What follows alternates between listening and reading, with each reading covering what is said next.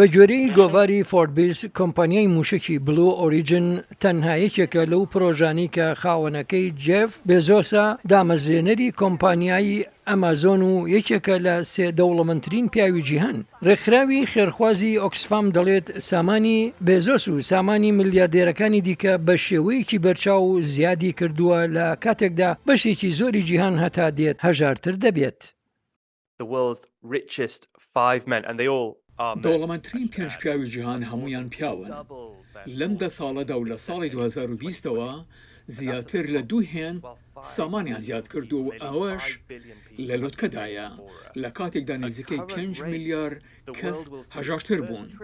بەم ڕێژەی ئێستا جیهان لە ماوەی 10 ساڵدا یەکم خاوەن تریلیۆن بەخۆیە دەبینێت. هاوکات بۆ کۆتایی هێنان بە هەژاری زیاتر لە 2 سەدەی دەوێت.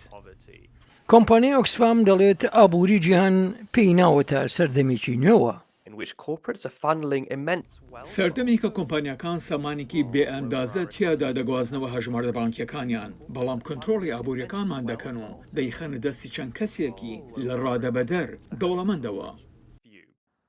جێف بێزۆس و ملیاردێرەکانی دیکە دەڵێن کۆمپانیەکانیان هەلی کار و باج دروست دەکەن. راپۆرتەکەی ئۆکسفام لە کاتێکدا بڵاو کرایەوە کە سەرکردەکانی جیهان و کارگێڕانی باڵای جیهان ڕۆژی دووشەممە بۆ ئەنجامدانی کۆبوونەوەی ساڵانی کۆربەندی ئابووری جیهانی گەیشتنە داڤۆس لە سویسرا. پرسی جەنگەکان لە ڕۆژهەڵاتی ناوەڕاست و لە ئۆکراین دەبنەتە وەرەی سەرەکی کۆبوونەوە لوتکەکە. ئۆکراین پێویستی بە یارمەتی هەیە. ئۆکراین پێویستی بە هەموو پشتگیرێک و هەموو ئەو چەکانە هەیە کە بەدەستی بهێنێت بۆ ئەوەی سەرکەوتوو بێت، نەک تەنها لەبەرەوەی ئەمە بەرگریە لە ئازادی ئەوروپا، بەڵکو بەرگریکردنە لە خودی ژیان.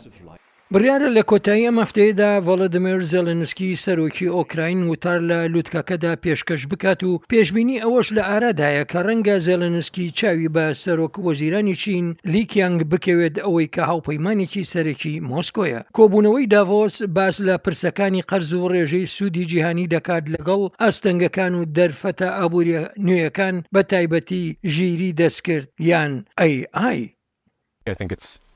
پێم وایە گرنگە بیر لە دەرفەتەکان بۆ خۆشگوزرانی بکەیتەوە. بە هێندی پێویست باسی نەکراوە، بەڵام پێم وایە هێندێک شتی سەرسوورهێنەر دەبینیت کە وەک بەرهەمێک لە ژیری دەست کردە و هیوادارم خەڵک ئەوە بە کەم وەرنەگرن یان لە بیری نەکەن.